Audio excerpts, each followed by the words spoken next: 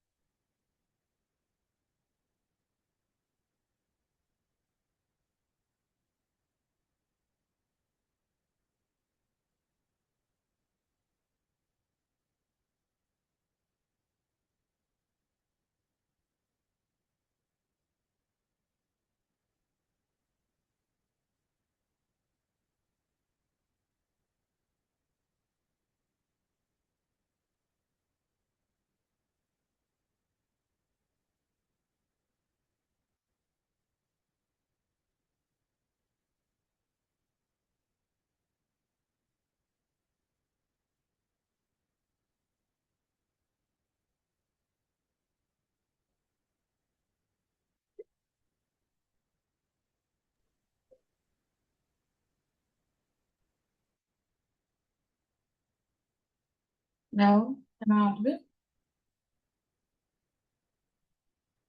Yes.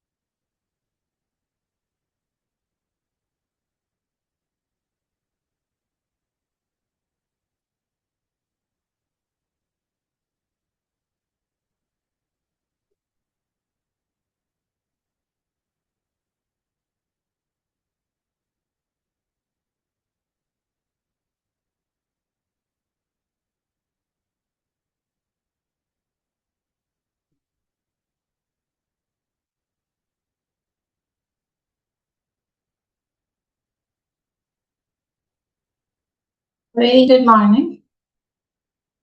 In this blessed month of Ramadan, I extend my sincere greetings and best wishes to all. We shall now commence the webinar with the recitation of the Holy Quran.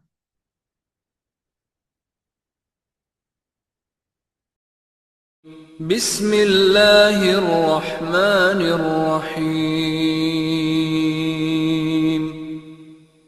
الرحمن علم القرآن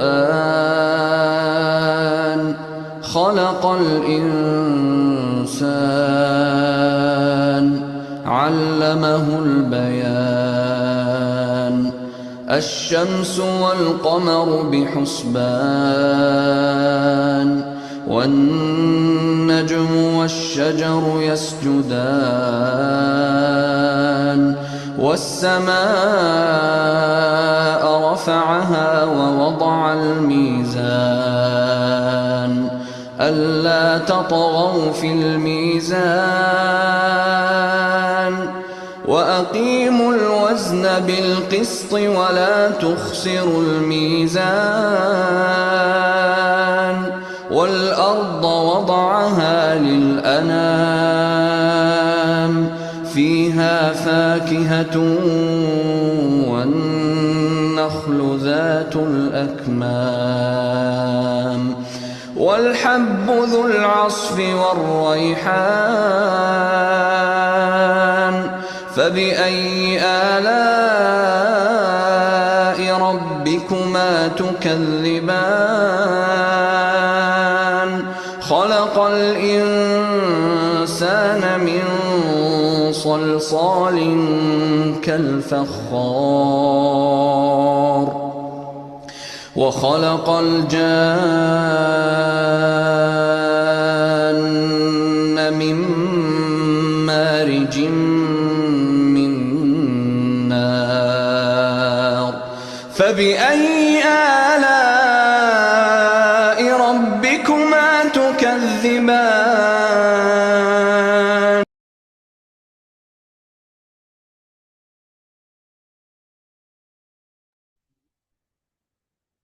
Sadaqallahu Azim.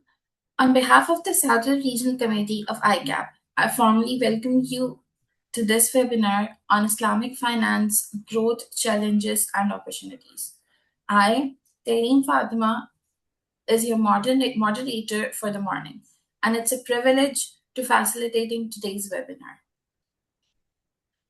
Islamic finance is no longer a peripheral segment for the financial system. It has evolved into an established and systematically relevant component of both domestic and global markets, carrying significant regulatory governance and economic implications that demand informed professional engagement.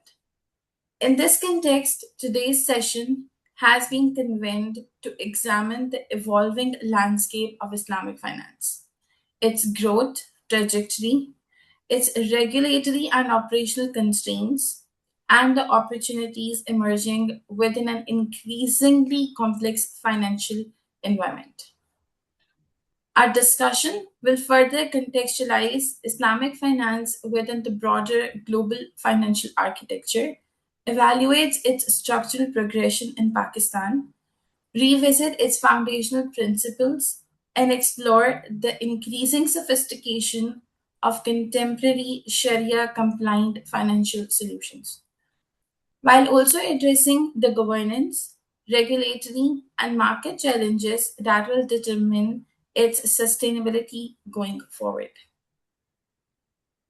To mark the beginning of today's session and set the context for our deliberations, it's my honor to welcome a respected member of Institute of Chartered Accountants of Pakistan. She is an associate member of ICAP and a seasoned tax and finance professional with over 15 years of experience across leading global firms. She currently serves as Director, Tax Services at KPMG Pakistan. I now hand over the floor to Ms. Rizwana Abdul Kareem for the opening remarks. Thank you, Tareen. Assalamu alaikum, everyone, and a very warm welcome to today's webinar on Islamic finance, growth, challenges, and opportunities. It is truly a pleasure to see such strong participation in a topic that is not only relevant but also critical for the future of our financial system. आज का session बहुत timely है because globally भी और पाकिस्तान में भी Islamic finance is expanding at a steady pace.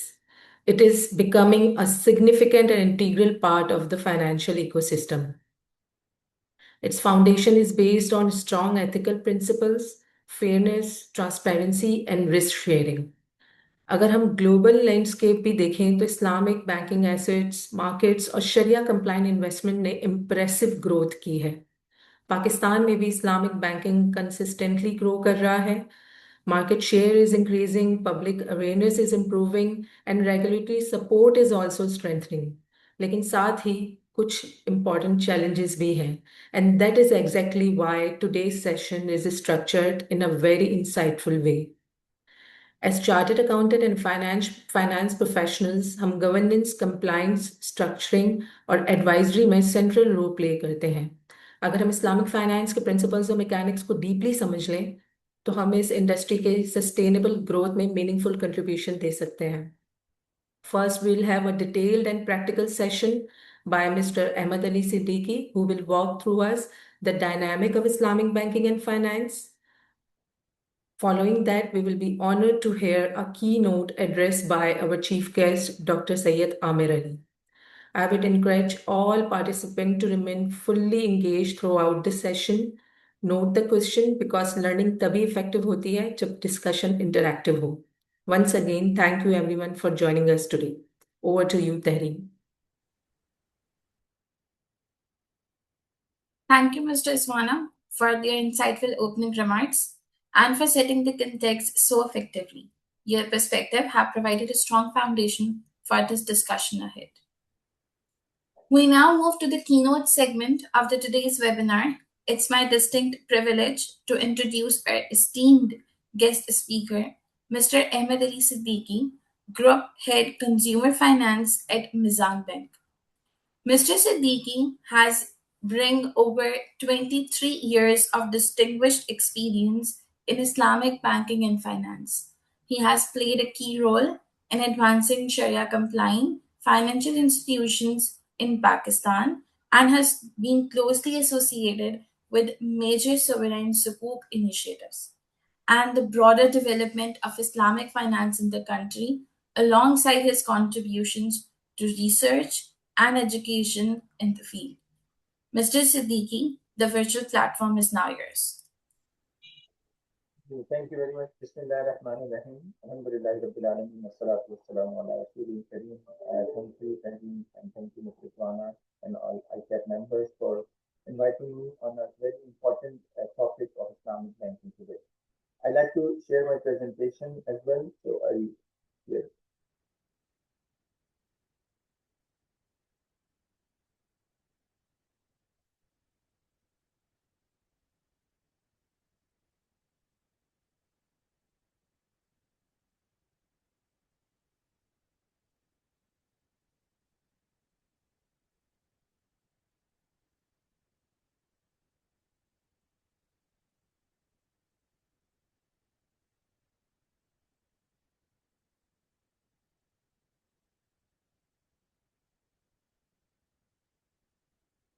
Is it visible? Is it visible to us? Yes, it is. Okay. So Islamic finance, growth, opportunities, and challenges is the topic for the day. And I'll start with a brief overview of what I will talk today about Islamic finance. I will briefly touch about the core principles and objective of Islamic finance, and then I will discuss the global landscape of Islamic finance, what is happening across the world. Then I will jump to Pakistan, what is happening in the Pakistani local market. Then I will also discuss some of the differences between Islamic and conventional Yes, finance. Mr. Hemant, I'm sorry to interrupt. Please, can you increase your volume? Your voice is very slow. It's not audible clearly. Thank you.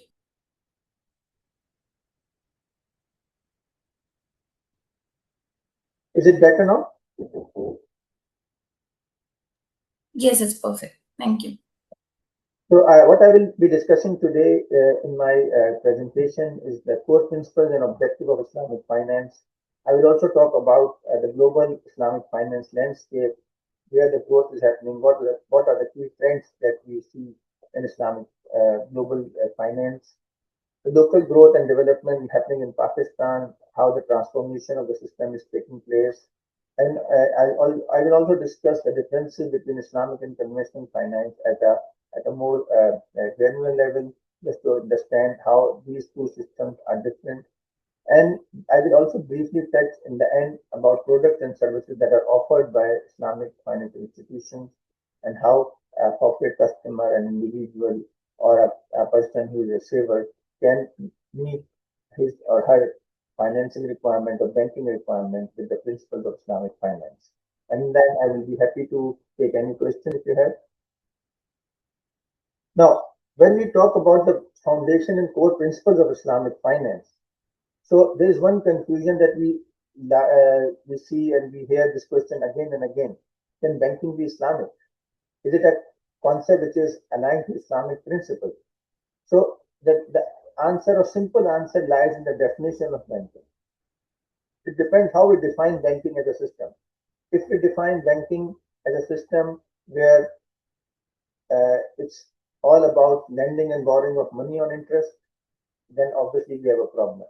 But if we define banking in a more holistic manner and we say banks are financial intermediaries, then we can have two types of bank at least.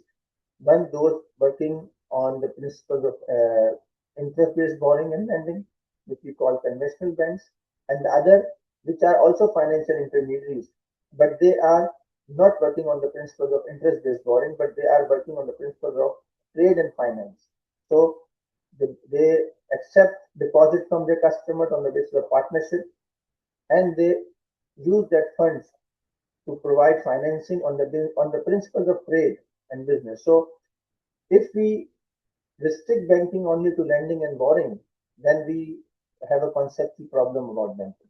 But Alhamdulillah, banking is not restricted to just lending and borrowing, and that is why Islamic banking is very much possible, and it is not only possible, it is happening in almost 120 countries around the world. We can see Islamic financial institutions from USA to Australia and in between.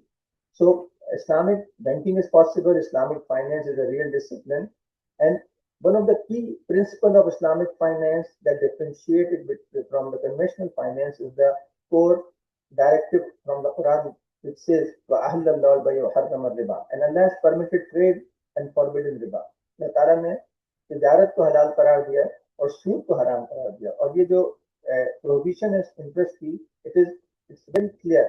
और अगर आप experiment के तौर पे किसी भी राह चलते हुए आदमी से पूछें कि इंटरेस्ट हलाल है या हराम, सूद हलाल है या हराम, तो आपको बड़ा क्लियर जवाब मिलेगा कि वो हराम है. हो सकता है उसको ये समझ ना हो, he don't understand why it is haram, why it is prohibited by Allah subhanahu wa ta'ala, but he at least know or she at least know that it is prohibited in Quran in a very clear term. So banking Islamic भी हो सकती है, conventional भी हो सकती है. Banking के दोनों मॉडल्स हैं जो हमें दुनिया में नजर आते हैं. There is also a hadith related to finance, which is narrated by Jabir bin Abdullah, and the Prophet ﷺ has said and cursed the receiver and payer of interest, the one who records it, and the one who witnessed the transaction. And they said, and he said that they are all alike in this guilt. This hadith का मफहूम है. और इससे हमें पता चलता है कि अगर हम फाइनेंस से रिलेटेड हैं, हम फाइनेंस प्रोफेशनल्स हैं. लाइब्रेरी में अपने एमबीए स्टूडेंट्स को जब मैं लाइब्रेरी में पढ़ाता हूँ तो ये हदीस जरूर कोट करता हूँ कि this is for us. If we have anything to do with interest, there's a problem in it. Now, coming to what is interest, what is the definition of interest, what is riba? There are many people who are confused about the definition of riba. However, the definition is very simple and very clear. It is narrated by Ali Radhiyallahu anhu that every debt that pulls any kind of gain is riba. Meaning, if there is any debt which is given with the intention to get an extra benefit from the borrower, then that extra benefit over the principal amount is riba. And this definition is a widely accepted definition of interest and riba, and it is that definition which is not only accepted by the finance professionals, by the scholars, but recently, if you see, the State Bank of Pakistan has also clarified that there are people who confuse riba and interest, and the State Bank itself in the knowledge center of the State Bank of Pakistan says there's consensus among the Muslim scholars of all faiths that interest is riba in all its form and manifestation. And very recently, the National Assembly of Pakistan has also adopted the same definition that interest include any amount, big or small, over the principal in a contract of loan or debt. So with these, now it's very clear that riba is any excess over a loan contract, and Islam does not allow excess income based on a loan contract. So this is the fundamental difference between Islamic finance and conventional finance. Now let us turn to the global picture of what is happening around the world in the Islamic finance space. According to I will just share some of the numbers. What we have seen that traditionally Islamic finance in the modern form started in the Middle East and Southeast Asia and some places. Then it expanded into global hubs like London, Singapore, and Hong Kong, and making it roads to African markets, Central Asian markets. And now we see leading countries in the region: Saudi Arabia, Malaysia, Kuwait, UAE, Iran, Qatar, Turkey, Bahrain, Indonesia, and Pakistan are making their footprints in Islamic finance. And Islamic financial institutions are established and they're growing in these markets. According to the London Stock Exchange latest report on Islamic finance development 2025, the overall industry size has grown to $6 trillion US, and the growth of Islamic finance assets is approximately 21%. And there are more than 2,255 Islamic financial institutions, whether they are Islamic banks, it could be Islamic Takaful or insurance companies, there are Islamic insurance, Islamic mutual funds, there are Islamic fintechs, and so on. So the Islamic financial institution number is growing every day, and it is projected that by 2029, the industry will touch close to $10 trillion US. So we can see a significant upside and growth potential, and it is projected that Islamic finance will further strengthen and further increase the market share in the market where it is operating. In terms of the supporting ecosystem that is supporting the Islamic finance growth, there are at least 57 countries in the world where at least one Islamic finance law or regulation exists. So the central banks of these countries and the government of these countries have accepted Islamic finance as a separate discipline, and they're changing their laws, their regulations to promote and facilitate Islamic finance institution in their country, to promote financial inclusion, and to promote investment in this sector. There are countries with Islamic finance or fintech sandbox, around 72 countries. A large number of Sharia scholars are now, you can see, in the Islamic financial space who are working and guiding different Islamic financial institutions across the globe. There are, you can say, more than 1,000 Islamic finance education providers where you can learn Islamic finance, you can understand what the Islamic finance products are, how Islamic finance is operating. Over 1.7 billion US CSR fund were disbursed by Islamic financial institutions. In the area of research, we find more than 379 Islamic finance journals publishing more than 5,000 papers on Islamic finance. So this industry has grown, has come a long way. Islamic finance is contributing in different areas, and we see an ecosystem evolving. According to the rating by the London Stock Exchange Group, most developed Islamic finance market include Malaysia at the number 1, Saudi market ranked at number 2, UAE number 3, Indonesia 4, and Alhamdulillah now Pakistan is among the list as number 5.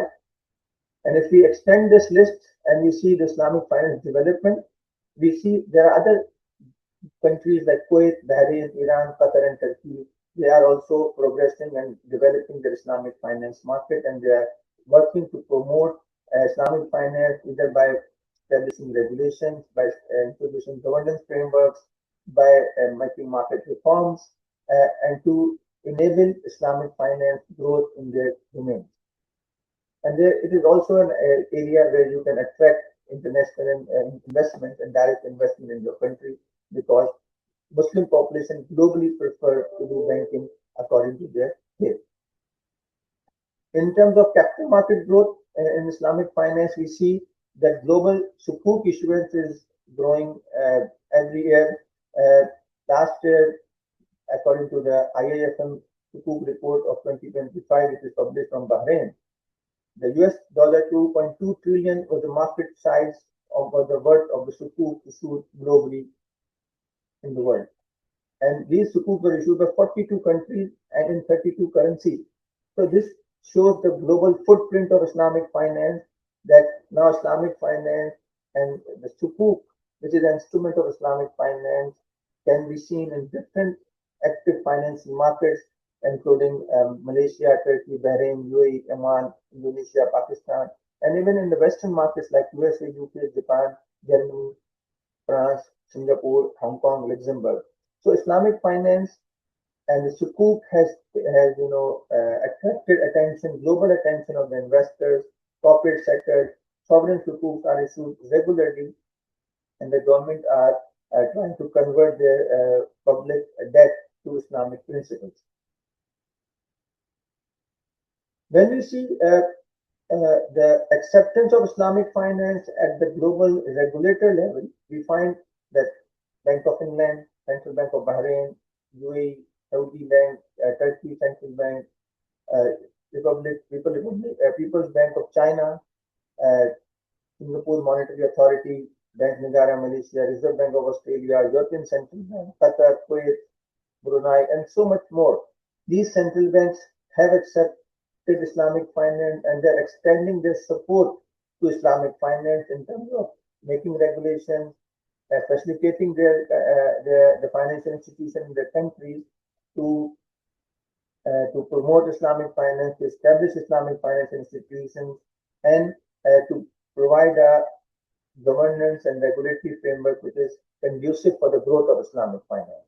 And there are more central banks which are joining. Very recently, Uzbekistan has announced that they will be allowing first license for Islamic financial institution in their country, and we can see these names adding to the list very regularly.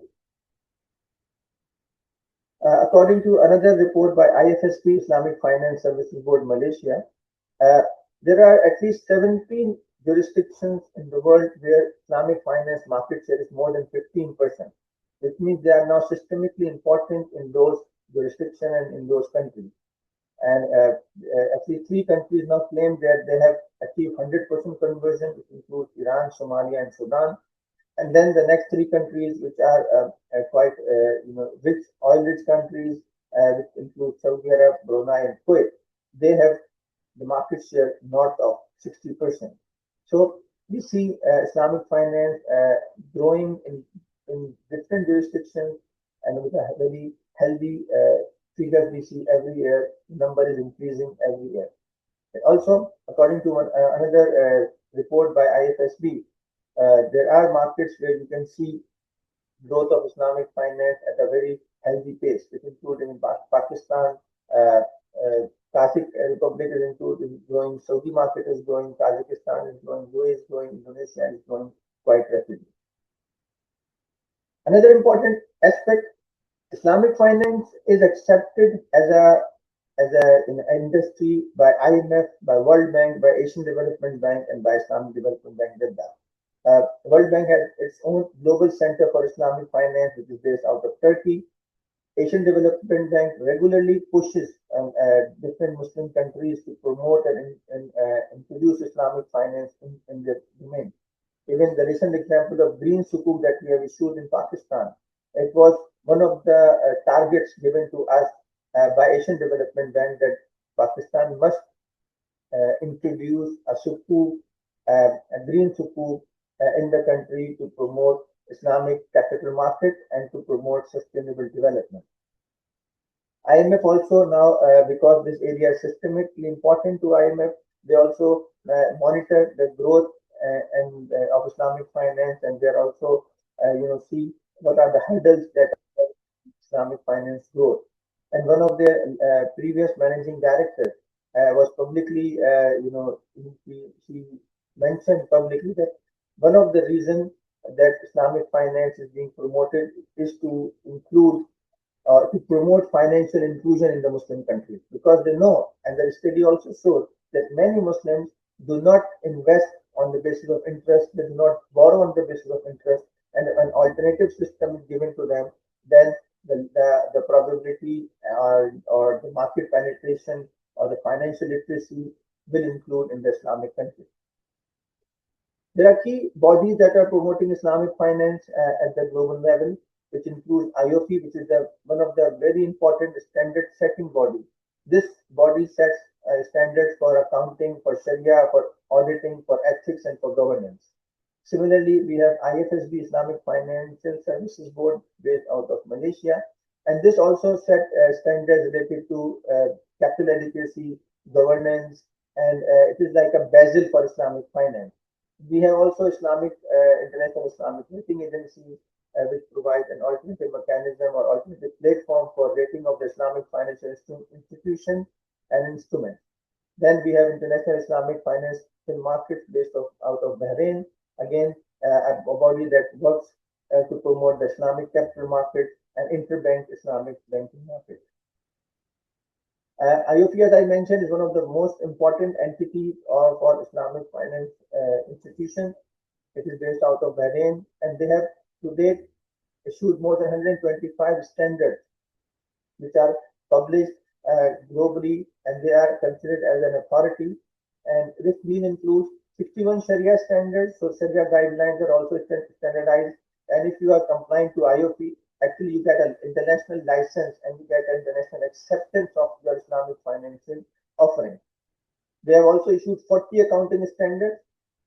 So you are very good because the current the contemporary accounting standards which are sometimes not able to understand and appreciate the difference of Islamic financial instruments. Therefore, there's a need for separate accounting standards. The IFRS sometimes is behind the requirement of Islamic financial institution, and therefore IOP has done a remarkable work on this. And one of our ICAP members is currently the General Secretary for IOP as well. And in Pakistan, what we did some time back, ICAP collaborated with the State Bank of Pakistan and industry to issue some accounting standards for Pakistan. And we have seen 3 accounting standards were issued by Pakistani market for Pakistani companies, which include IFRS 1, 2, and 3. And they are inspired by the IOP accounting standards. Now, there are 14 governance standards issued by IOP, there are 7 auditing standards, and there are 3 code of ethics standards. And there are almost 19 countries in the world who have adopted the IOP standards either fully or partially. And there are some countries who are recommending the use of IOP standards, whether they are Sharia standards, accounting standards, or other standards, to the financial institutions so they can get international recognition. And there is a whole, a lot of the sea of knowledge that is there, which can help the institution to grow and gain market share and acceptability among the public and among the Sharia scholars. Let's come to Pakistan. So, when the central bank was inaugurated on 1st July 1948, Quaid-e-Azam Rahmatullah said, "We must work our destiny in our own way to present the world an economic system based on true Islamic concept of equality of manhood and social justice." And he goes on saying that the Western capitalist system has failed the world. So therefore, there's a need for us to work and develop a new system based on Islamic principles. And the Constitution of Pakistan also clearly states that the state is responsible to eliminate riba interest by January 1, 2028. This is after the 26th Amendment. And there's a very serious legal challenge that is coming up just after 2 years, that the law declares all interest-based. The Constitution declares that the state is responsible to eliminate all interest from the country. Then there is another section of the Pakistani Constitution which says that all laws shall be brought in conformity with the injunction of Islam as laid down by Holy Quran and Sunnah. And it says no law shall be enacted which is repugnant to such injunction. And very recently, the Federal Circuit Court has also declared, actually the Superior Court has declared 3 times the conventional system or not the conventional banking system or interest-based banking system that is operating in Pakistan and many other interest supporting laws are against the constitution, and the courts have ruled against these laws, and actually have asked these laws to be replaced by laws which are not based on interest, or that does not allow interest-based transactions. Now, in Pakistan, what the State Bank has done, State Bank has a separate Islamic banking group at the State Bank of Pakistan. They have a high power Sharia committee. There's a legal framework in place, which is if you want to make an Islamic commercial bank, you can open Islamic full-fledged Islamic commercial bank. Now you can also open Islamic digital bank. You can also have a subsidiary of a conventional bank, which is an Islamic bank. You can also have standalone branches of conventional banks offering Islamic services. And you can also convert your conventional bank into Islamic. And we have seen examples from Faisal Bank's conversion that it was one of the largest conversion in the Islamic finance space. That a conventional bank converted to Islamic bank, and we are now seeing a couple of banks who are proactive, and actually I must say they're intelligent that they're converting to Islamic banking, because otherwise if they leave if they fail to convert to Islamic banking, they possess a serious legal risk because they will be against the constitution of Pakistan. So the State Bank has provided a guideline to convert the conventional bank to Islamic and the conventional branch of your bank to Islamic branch. In Pakistan, according to the latest number issued by State Bank of Pakistan, as of December 2025, the total assets have grown to 14.5 trillion rupees, and the deposits have grown to 11 trillion, while the financing is approximately 5.7 trillion. There are more than 7,500 branches of Islamic banks operating in the country. The important thing is the growth. Just in the last quarter of 2025, Q4, the growth was, in one quarter, the growth of assets was around 14.1%. So we have seen a 1,786 billion rupees growth in the assets, more than a trillion rupee growth in the deposit is in just one quarter. Similarly, the financing has grown by 1.5 trillion. And what is very encouraging to note that although Islamic finance share in terms of deposits is 27.8%, approximately 28%, in terms of financing, the Islamic banking market share is approximately 38%, which means that now around more people are converting their financing in addition to the deposit. The financing conversion has speed up, and we are hoping that this conversion rate will further grow as we will be closing, or we will be reaching 50% mark very soon, inshallah. Similarly, 42% of the branch networks of the bank has also converted to Islamic, which is also good news, and we'll see the remaining 55%, inshallah, 58% to be converted in the next few years. There are 6 full-fledged banks operating in Pakistan, full-fledged commercial banks, and there are 16 Islamic banking windows. And if we add the digital bank, so Rakmi Digital is a full-fledged Islamic bank that is also added very recently. And there are other digital banks who are offering Islamic as well as interest-based financial services. Another important development that we have seen in the capital markets of Pakistan is the issuance of sukuk and the government shift towards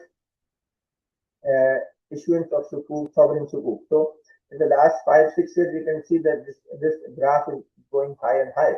And last year, we have seen approximately north of 2 trillion rupees of sukuk issued by the government of Pakistan. And these sukuk are issued in different tenure, from 1 year, 3 year, 5 year, and 10-year tenure.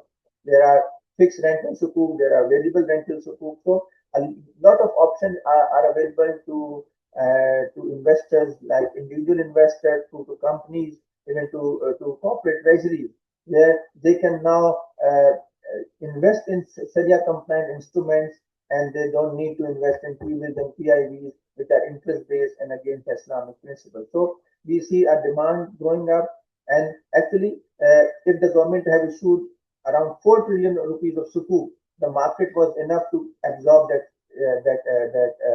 sukuk issuance, because there's still a lot of appetite and demand for the sukuk, and uh, we hope to see that in the coming months and coming year, the issuance of sukuk will further increase, and that will help in growth of Islamic capital market, that will help growth of Islamic mutual funds, that will help the corporate treasuries to manage their funds in a Sharia compliant manner, and that will also help the government of Pakistan to lower its cost of borrowing. Generally, what we see in the sukuk market, the sukuks are almost 1% cheaper, or they are less. They attract 1% less rental rates as compared to the T-bills and PIBs. So it's an intelligent decision. If you are getting a discount, a lesser rate on sukuk, and they're Sharia compliant, so why issue conventional bonds and PIBs, which are expensive and against the Pakistani constitution as well? There was a survey done by State Bank of Pakistan, which also shows us the potential of Islamic finance in Pakistan. The State Bank asked, "Do you consider riba prohibited?" And almost 95% said yes. And there is a very strong willingness to switch to Islamic banking. This was an old study. Very recently, the State Bank has done another study, and the results are more encouraging in the newer study. The people are more willing to convert, because now the understanding level of Islamic finance has improved over the years. At IBA, when I was the director there, we did some surveys, and again we see the public opinion was very much pro-Islamic finance. 96% of the people want that. Yes, they want 100% conversion. 97% against it. If given the choice, they will only invest in Islamic banks. And in terms of digital banks, again, 97% of the customers responded that yes, they will prefer a digital Sharia compliant bank, Islamic bank, and they will not prefer an interest-based digital bank. I also mentioned that in Pakistan in 2022, the third time the federal higher court or the federal Sharia court has decided that the conventional interest-based system that is there in Pakistan is against the constitution and against Quran and Sunnah. Therefore, it must be abolished. And the federal Sharia court had specified a deadline of 31st December 2027. And initially the government of Pakistan went in appeal. Some National Bank went in an appeal, State Bank went in an appeal, but then they withdraw their appeal, and now so it's like a implicit understanding that yes, they are accepting the deadline, and then 26th amendment of the constitution came in, which says yes, the deadline is 1st January 2028. Same thing. Now you have to eliminate riba within this time frame. After the federal Sharia court decision, the State Bank of Governor publicly announced that yes, Pakistan will be interest free by 2027, and we hope and wish and pray for that. The government withdraw their appeals. There was a roadmap that was shared by State Bank quite some time back, which says that by 2027 December they want 100% conversion. Whether this happens or not, that's a big challenge, but the direction is right. It is now accepted that interest-based banking, whether if we allow it or not allow it, it's against our religion, it is against our constitution, and it is against our court's decision, and also it is against the public interest. So we have accepted this fact, and almost all banks are moving towards Islamic finance, which is a good news. One of the main challenge that we see in the conversion is the government securities themselves. Private sector probably will convert fast, a retail customer will convert fast, but the issue that we see at hand is the massive government borrowing in the conventional space. If you can see that only 14% of the borrowing of government of Pakistan is in the Islamic, which is around 7.1 trillion. But unfortunately, a very large sum, 47.4 trillion rupees, are borrowed by the government through interest-based modes. And this is another legal question that is coming up after the provision, after the 26th amendment, after 1st January 2028, whether these instruments become automatically interest-free and there will be no interest paid to the investors, or the government has to stop issuing these instruments. This is a question that is now under discussion, and there are different speculative answers being given by different experts on this topic. Now, let me differentiate and discuss few of the differences between Islamic and conventional banking practices. We have seen that globally, Islamic finance is growing. It is growing in more than 120 markets. There are countries which are which have accepted Islamic finance as an alternative mechanism. There are central banks promoting Islamic finance because they think it's more ethical, it's more asset-based, it's more linked to real economy. It does not allow speculation. It does not allow gambling, betting practices in the banking or investment banking sector, and it focuses on the real need of the customer. So with this mindset, if we see Islamic finance and conventional finance, we find differences at three levels. And I normally use this model to explain the difference of Islamic and conventional finance. One is the conceptual model that Islamic banks or Islamic financial institutions, they are not money lenders. They are not dealing in the loan business. They are actually like a trading and investment company. They deal in real assets and real projects. So, and the license also says that the license that Islamic banks get, it is illegal for that Islamic bank to earn interest, to invest in interest, to take interest, or to give interest. So, the license framework does not allow the conceptual model of Islamic banks are not money lending. They are like investment and trading companies with a license to take deposit. The business model of Islamic financial institutions is also different. They are they actively participate in trade and production process. They are like supply chain partners. Islamic finance institutions are more like supply chain partners. They buy raw material, they sell raw material, they invest in physical assets like cars, houses, and machinery, and they give that asset on rent. They buy the finished product from the customer and they sell it in the market. They invest in partnership on profit and loss basis. So the products, the business model of Islamic financial institution is quite different from a conventional financial institution. Yes, sometimes people who have lesser understanding or lesser knowledge of this model, they sometimes confuse and they say, okay, because they have not studied it, they haven't they haven't gone into the depth of it. So sometimes they tend to confuse it. But if you study it, if you look it closely, you will find there are two different models of banking. The governance framework is very important for Islamic financial institutions. They normally in Pakistan, every bank needs to have a Sharia board, at least of 3 to 4 members, and all of the products and services that are offered by the bank has to be approved by the expert scholars. These scholars know finance and they know Sharia and they know fiqh.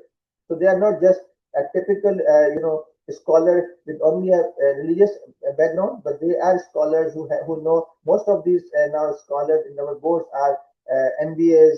They also have a degree in like PhD degrees, and they have a Mufti or degree as well. So we have a very good combination and experts of scholars who understand the economics, finance, accounting, as well as Sharia law, and they guide the Islamic financial institution and they approve or disapprove a product.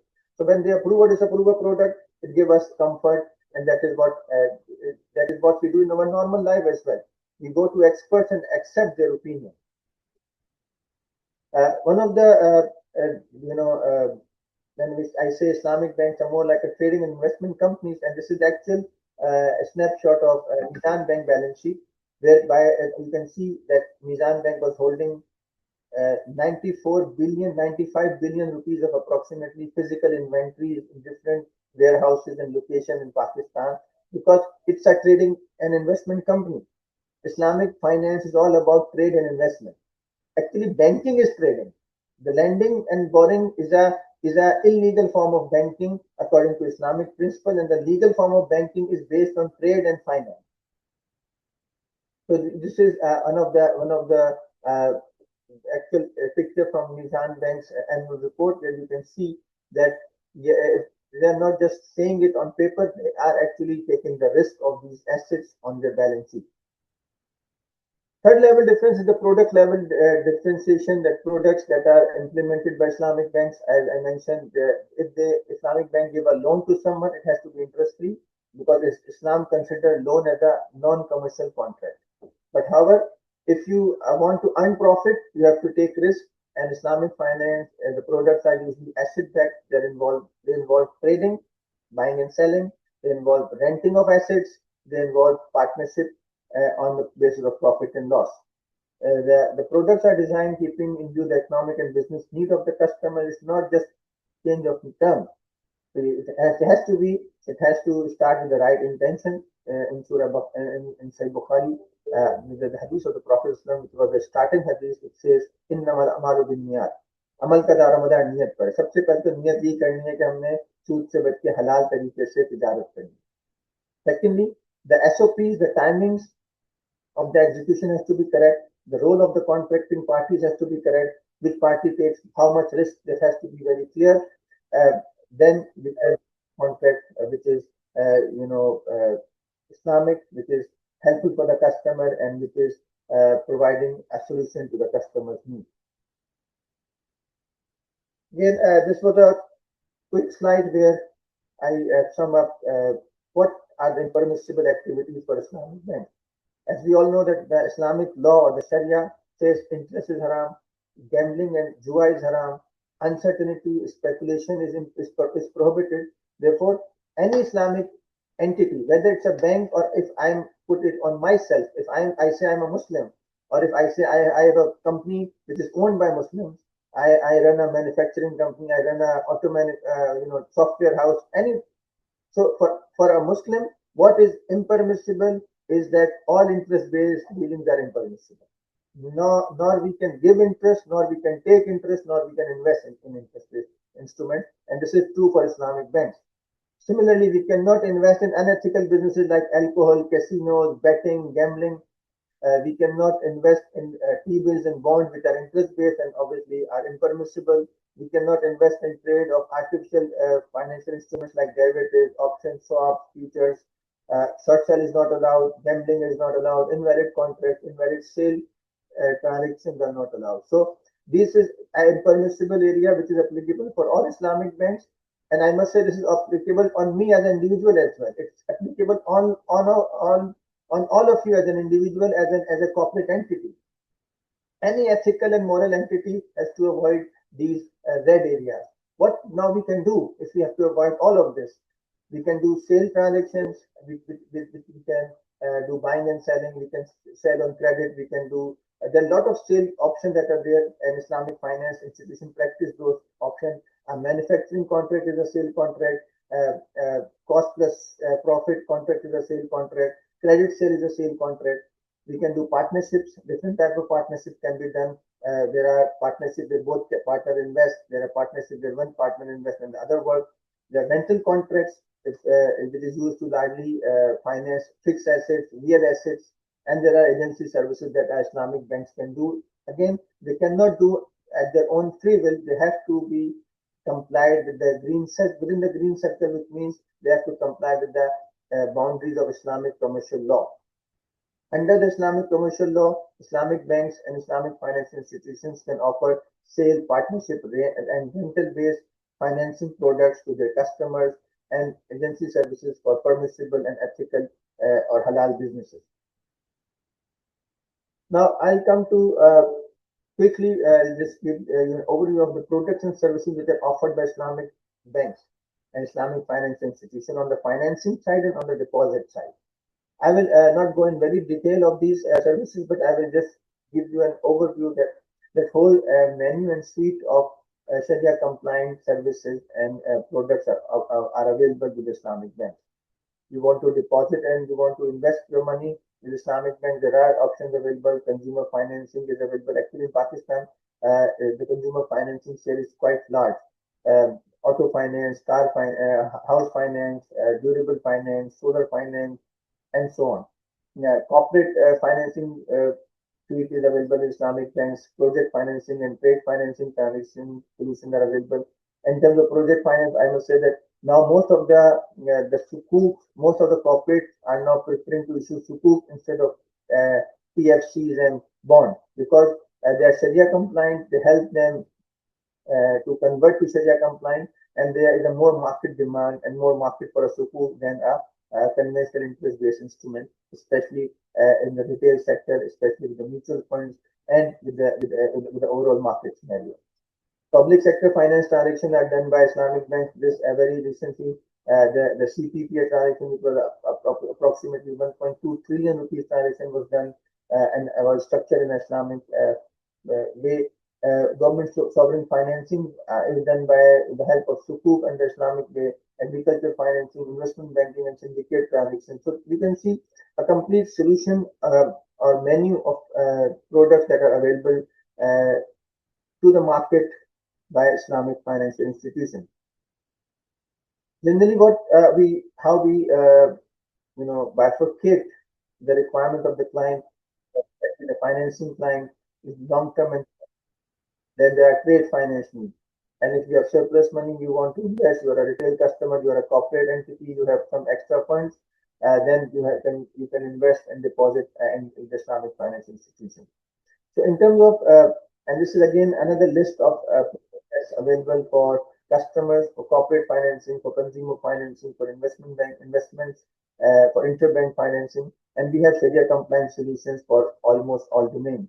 So I start with corporate financing, we have Murabaha, Musawama, Istisna, Tijara. These are all modes of sale which are available to the client. Then we have partnership-based mode of Musharka and Mudarba, and then rental-based mode of Ijara and the mission Musharka. So you can see the whole menu is available for companies where in the conventional space you just have loan, and they have different packaging of securities and collateral for a loan. But in Islamic finance, there's more diversity. Sometimes you are taking an asset risk, sometimes you are taking a business risk, and sometimes you are trading an asset and doing your financing transaction. So if I quickly show you the short-term financing needs. So normally short-term financing needs of a company include raw material purchasing, overhead and utilities, finished good financing, trade receivable financing, and rental financing. And Islamic banks now in Pakistan offers financing for all of these requirements. Muraba is normally done for working capital and consumer goods and raw material. Salam and Istisna is done for overhead, utilities, and receivable and financing the total cost of production. Tijara is a product which is introduced by Pakistan, and now other markets are also copying it.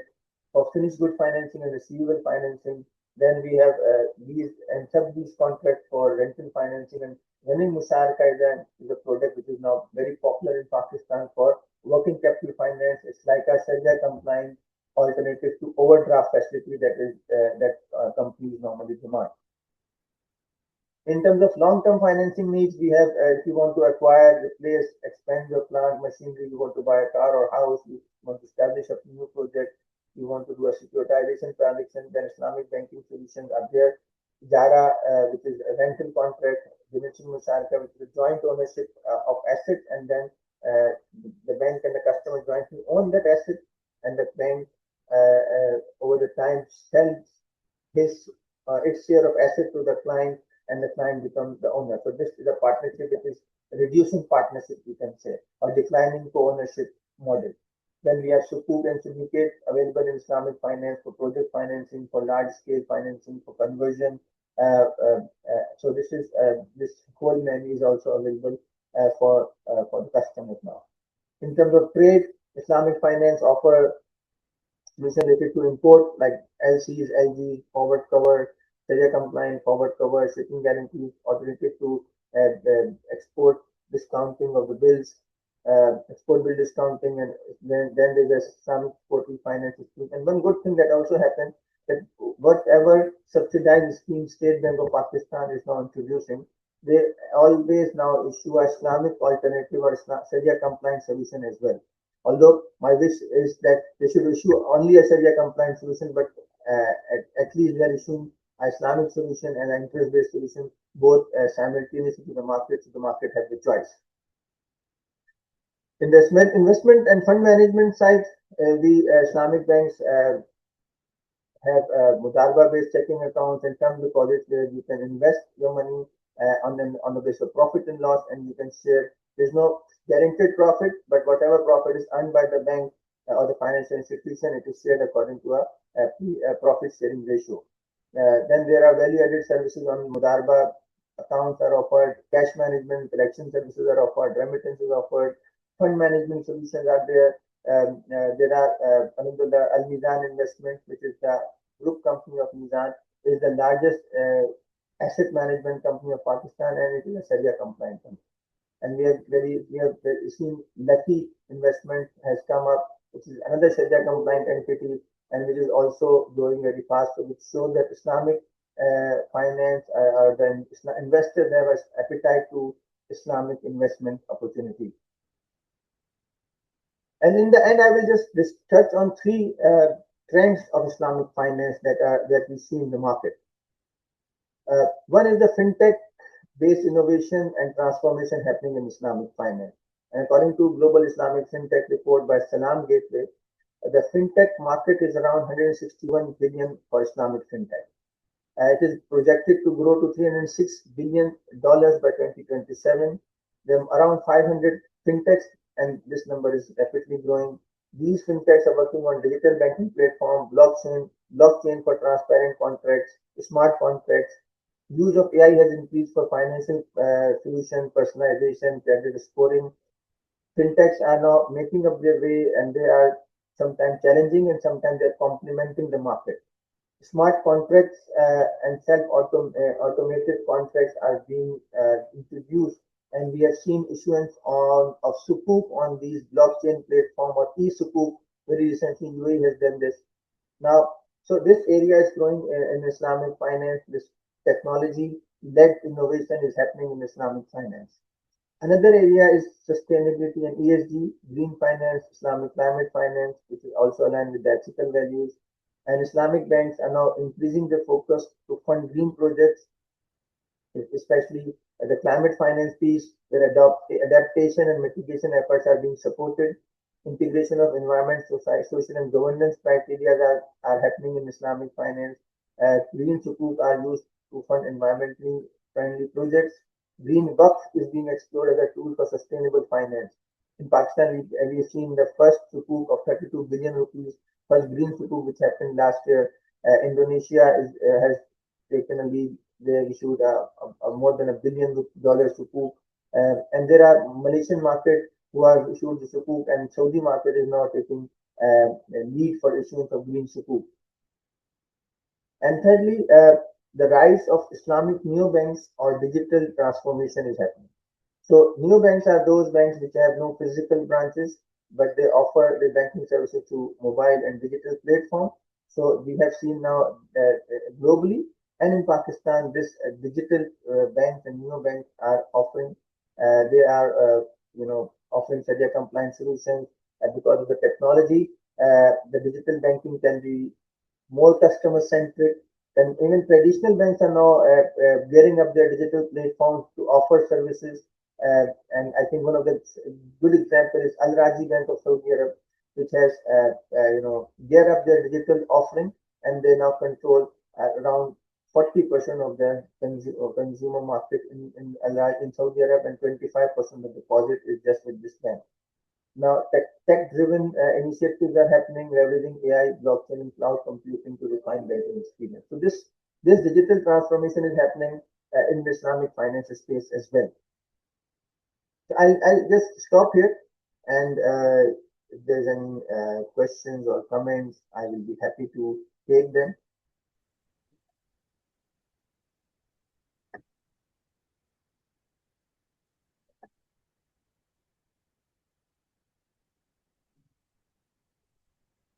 Thank you, Mr. Siddiqui, for the comprehensive and thought-provoking presentation. Your insights into the evolving landscape of Islamic finance, particularly the opportunities and challenges ahead, have been extremely valuable for all the participants. Now we are moving to the question answer session. We are having some of the questions on the question answer functions, and I would request other participants, if you have any other questions, please use the question answers function to raise the questions, and we will answer as many as the time permits. The first question, I would like to read it. It is from Asif Kaspati. He's asking, based on the good self speech, can we state banks other than Islamic bank, that is conventional bank, as clearly un-Islamic banks, non-Sharia banks, rather than misnomer conventional bank. In this way, we can change the mindset of Muslims, which is likely to lead to switch to Islamic banks from un-Islamic banks, especially in Ramadan, when Shaitan is chained. I think that's up to State Bank, but I think this awareness is happening, and even when a conventional bank is opening their Islamic window, they are accepting it. That yes, this window operations are Islamic by any name what they say, and they also accepting that their other operations are interest based or conventional. So this awareness is happening, and there was one debate where which is happening at sometime at the State Bank as well, that they call the deposit saving account as PLS, profit and loss, which is actually not the case. So there is a debate that the State Bank should stop the banks, conventional banks, to using this word of profit and loss sharing, PLS deposit account, but that will require a change in the law. But overall, this awareness is happening, and even the many of the conventional banks, as the deadlines of conversion is coming closer, they are now eyeing for a conversion of their operations, and we hope that this will happen, inshallah, very soon. The next question we have from the same person. He says, we understand MOU has been signed between ICAP and Mizan Bank Limited to set us for Center of Islamic Finance Department in way back in March 2025. What is the development in 1 year in this regard? What I know, that this is a very good initiative which was signed by ICAP and Mizan to develop a center of excellence at ICAP, and under that center we have first course was also offered, and to the participants, to the ICAP members, and we hope that this will we can see more activities in the coming months. And I'm very sure that after Ramadan, there is a roadmap that you will see, and ICAP has to lead that roadmap. So there's a lot of demand, and this is a very timely initiative, and probably after Ramadan, we will see much more activities in this space. Next question is from Zohair Raza. If the company is giving employee loans, then how it will be categorized in Islamic structure? You see, Islamic loans, companies can give loans like I can say in Nissan, we give loans for auto finance. So we give interest-free loans for auto finance. We just give, let's say, 200,000 rupees, and we take the same amount back. So this is Islamic. We also provide loans for doing Hajj and Umrah to our staff. That is also interest-free loan. However, when we also provide home financing to our staff, but that is based on the principle of diminishing musarka. So you have Islamic tools available, and as I mentioned in my presentation, that now Islamic consumer financing solutions are almost very popular.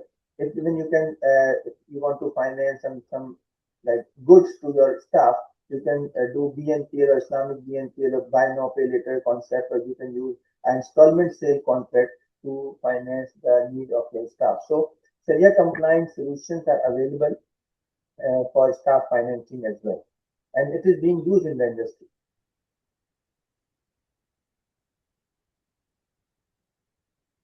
Okay. We are grateful for your time, Mr. Ahmed, and for sharing your expertise with us today. It's a great privilege to introduce our esteemed chief guest, Dr. Syed Amir Ali, President and CEO of Mizan Bank Limited.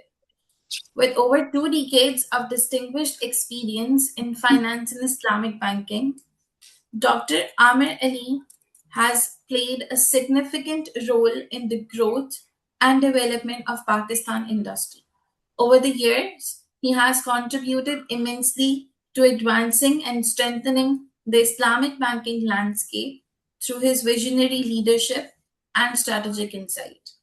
May I now respectfully request our honorable chief guest to share his valuable words with us. Bismillah ar-Rahman ar-Rahim. Assalamu alaikum. I am truly happy to be part of this very important program which has been arranged by ICAP. And this is, of course, the continuation of an initiative which was taken under the leadership of the past president of Institute of Chartered Accountants, the immediate past president, whereby Mizan Bank and Institute of Chartered Accountants agreed to explore the possibility of setting up a center of Islamic finance. So, of course, this is subject to certain approvals at the end of Institute of Chartered Accountants of Pakistan, but at Mizan and as being part of Islamic banking industry, I believe this is a very important initiative in the backdrop of the complete Islamization of the financial system of Pakistan in next few years, or I would say years to come. I don't want to give a specific timeline to that. There's a timeline given in the constitution. So I think the program is very timely, very relevant. One of the expert who is also a veteran of Islamic banking industry, Ahmad Ali Siddiqui, has conducted this program. So I'm sure a lot of questions, a lot of concepts have been clarified during this session, but I want to also dwell upon a philosophical or more logical part, why Islamic finance is needed, why we need to study it as a subject. Sometimes we believe that it is something which is completely different. So let me tell you, it is not something which is completely different from regular finance. It is something which is connected with that, and how it is connected. So let me give you a few examples. When in 600 AD, Islam came to the world, Nabi Pak Sallallahu Alaihi Wasallam was declared as Payghambar of Allah subhanahu wa ta'ala, and the first revelation came. And then there was a whole era of 23 years in which he worked on Islam and with Muslims in two phases. One was more about creating the Iman, creating the belief system. And the other one was then post Hijrat was more about prescribing the principles according to which one has to offer ibadat to Allah subhanahu wa ta'ala, and to also carry out his day-to-day dealings in the society with other Muslims. So it is a comprehensive solution which was provided. But if you look at the history of Islam following that, it was not just about knowing Islam or only practicing ibadah. It was also about building a economy and a society on a very, I would say, and even in that point in time, on an advanced format. So whatever technologies there, whatever developments which were happening at that point in time, it were Muslims who were taking part into it. So be it the warfare, so they have the latest technologies available of that time. And it was not just their passion to win a war, it was also about the skill and the tools available to them. So if we just talk about, say, most of the participants probably are sitting in Karachi. So Nabi Pak Sallallahu Alaihi Wasallam moved from this world to another world in 632 AD. And Muhammad bin Qasim came to Sindh in 712 AD, which is roughly 80 years after Nabi Pak Sallam was moved from this world to another world. And if you go to the port of Hindore, which is near Sindh, which I have also personally visited, the way he was able to conquer the fort was a machine which has the capacity to throw stones on the gate of the fort. So in Urdu, we call it manji. So he had that technology. So that was the reason he was able to win that war and enter into the South Asia. And most of the, if you read about all these other means Tariq bin Ziyad, so his strategy, so he was a strategist, and he invented the concept of guerrilla war at that point in time. And with a very small force, he was able to win over Spain, in Gibraltar. So the point is that Muslims, when they were winning, they were advanced in technology. And in 9th century, the Muslims were able to create a subject of data science, actually, which was actually algebra. So algebra was invented by a Muslim scientist, Al-Khwarizmi, in 9th century. And if you look at today, data science and artificial intelligence is standing on the foundations of algebra and statistics. Statistics is based on algebra. So this is something which was invented by Muslims. So Muslims were way ahead in terms of technology, in terms of knowledge, in terms of research. And then we experienced a golden era of Islam, which was from 9th century to roughly 13th century. And that was the time when Muslim was ahead in everything, be it trade, be it economics, be it science, be it warfare. And it is naturally impossible to run such a large, I would say, empire without a proper economic system. So somebody who thinks that Islamic finance is a new thing and interest-based finance is an old thing, so it may not be a correct presumption. And even if you look at the economics was firstly codified by Adam Smith in 1776. And if you look at Adam Smith books on wealth of nation, the books talk about factor of production.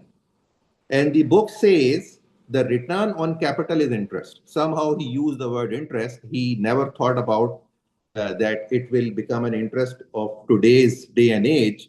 And he said capital goods includes only those physical goods which has the capacity to produce other goods.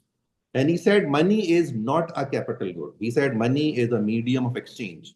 So even that person who was not a Muslim, but he came after the end of the golden era of Islam and codified economics, he never thought about taking or giving interest on money. He said money is only a medium exchange, it does not have an intrinsic value. And he said, unless money is converted into a capital good, it cannot be something on which one can earn anything. But he used the word interest in the word definition of capital good. He specifically said machineries, furniture, anything which is not land, any physical asset which is not land, he said it's capital. So he said capital goods, and the return on capital goods is interest. So it was a physical good on which about which he was talking about. And then same theory continued till the time after roughly another 100 to 200 years. Alfred Marshall and later on Lord Maynard Keynes came in and they included money as part of capital. So the definition of capital in Adam Smith, the definition of capital in accounting actually are two very different definitions. So because we are accountants, so we always measure things in accounting concepts, but definition of capital is very different in accounting and definition of capital is very different in original economics. Later on, when this financial capital was added and interest was also charged on financial capital, so this was something which is not allowed in Islam. So if you look at all other activities in economics, in society, they are all Sharia compliant. Everything and anything you do in your life is pretty much by design is a Sharia compliant because we are creatures of Allah subhanahu wa ta'ala. So we are by design have needs and actions which are aligned with the principles which has been also created by our creator. But now as human beings, we have invented or infused some of these things which conflicts with the principles which have been laid down by the creator. And one is taking additional profit or taking interest on money. Taking interest on capital goods, which is in the form of rent, is perfectly allowed. Taking interest on capital goods, which is in the form of profit sharing, which is the same contract which Hazrat Khatija radiallahu ta'ala did with Nabi Pak sallallahu alaihi wasallam before he was declared as Payghambar. It was the same concept. She gave him goods to sell and share the profit. So it was again a capital good transaction. There was an interest according to Adam Smith definition, but that was a perfectly allowed form of return. The only form of return which is not allowed and which we discourage is return on money, taking extra amount of money. So if you only take this one thing out, pretty much 90, I would say 99% of the problem is solved. The rest is only 1%. The rest is all Arabic terminologies. You like Arabic, you understand Arabic, use Arabic terminologies. You don't understand Arabic, you understand French or Russian or German, use German terminologies, use French terminology. So it's all about terminologies. But if you look at what Islamic banks are doing and what Islamic finance is all about, is exactly what you are doing in your manufacturing organization. So when you produce a good, you do costing and do a cost plus pricing. So that's a markup based pricing. You add a markup to your cost and you sell it. You can sell it on spot, you can sell it on deferred payment basis. In Arabic, we call it murabaha. In English, we call it deferred sale.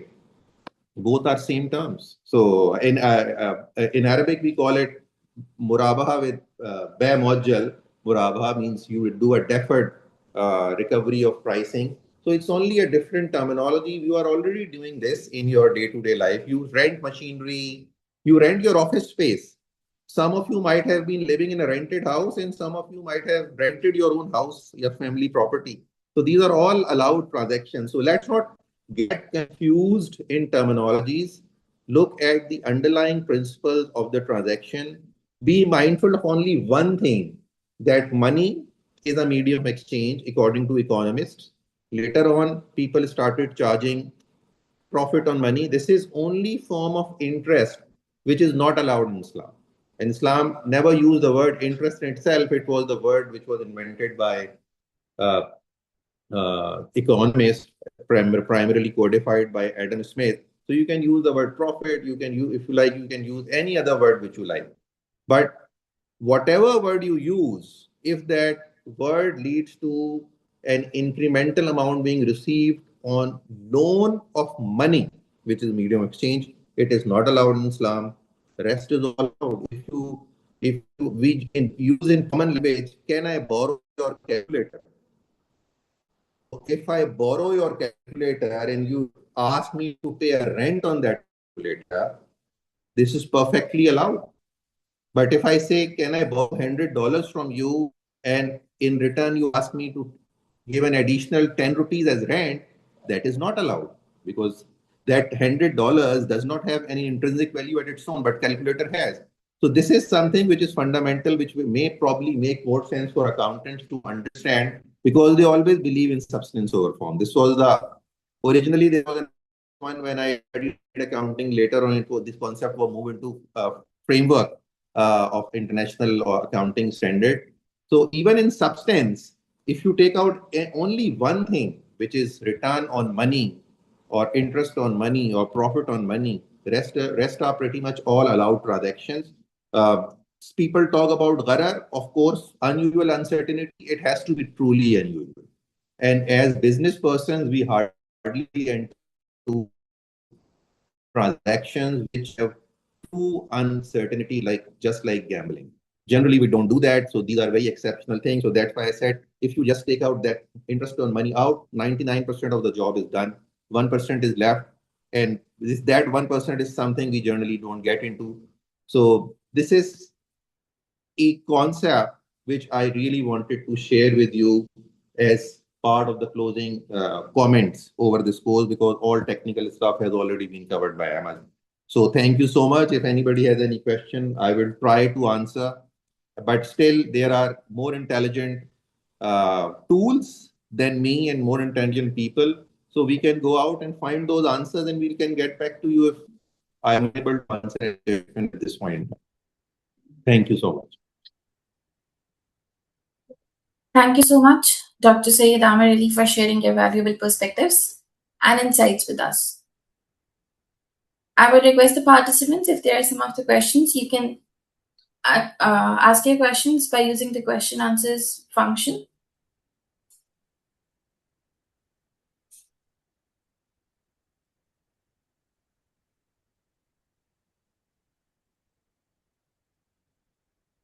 Okay. Dr. Amir, your remarks have provided a meaningful guidance on the evolving trajectory of Islamic finance and its role within Pakistan's financial landscape. As we approach the conclusion of today's webinar, it's now my pleasure to invite our respected chairman, Saudral Regional Committee of Institute of Chartered Accountants of Pakistan, Bashir Ahmed, to deliver the closing remarks. Bashir Ahmed is an associate member of Institute of Chartered Accountant of Pakistan with extensive experience in public sector finance and financial governance. He has actively contributed to the profession through his service on several ICAP committees, including professional accountants in business committees and education and training committees.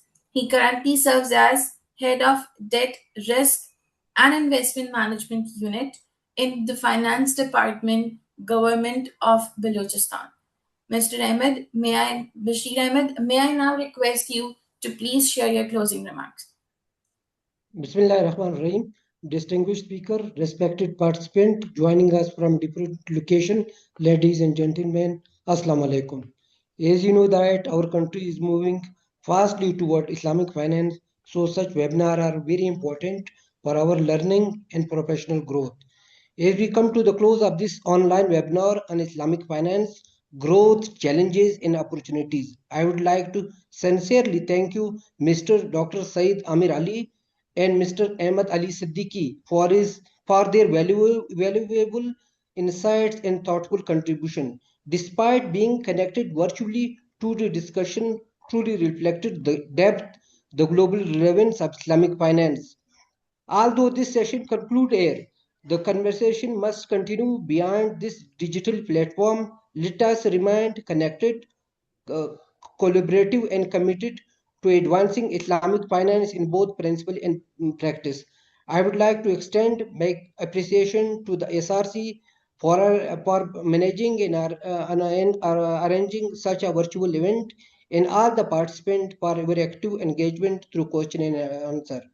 Last but not the least, I am really thankful to doctor साहब despite the कि हमने एक दफ़ा इसको delay भी कर दिया था, फिर भी डॉक्टर साहब ने आज बड़ा थॉटफुल इंसाइट्स दिए थे इस्लामिक फाइनेंस पे। मेरे ख्याल में ये अपने मुल्क के लिए मिज़ान बैंक का तो बड़ा कंट्रीब्यूशन है, मेन लीड रहा है, तो आई कैप और मिज़ान बैंक इंशाल्लाह आगे भी कनेक्ट रहेगा। Thank you again, thank you all once again for joining us from different location. Thank you. Thank you, Bashir Ahmed, for your thoughtful closing remarks and sharing your perspectives. Today's webinar on Islamic finance, growth, challenges, opportunities has provided a meaningful insights into the evolving landscape of Islamic finance, highlighting the both progress achieved and the areas that required continued engagement and innovation. On behalf of Southern Regional Committee of Institute of Chartered Accountants of Pakistan, I extend my sincere thanks to our distinguished speakers, to all participants for joining us today. With this, we conclude today's webinar. Thank you once again for your time and participation. Wishing you all a very blessed Ramadan.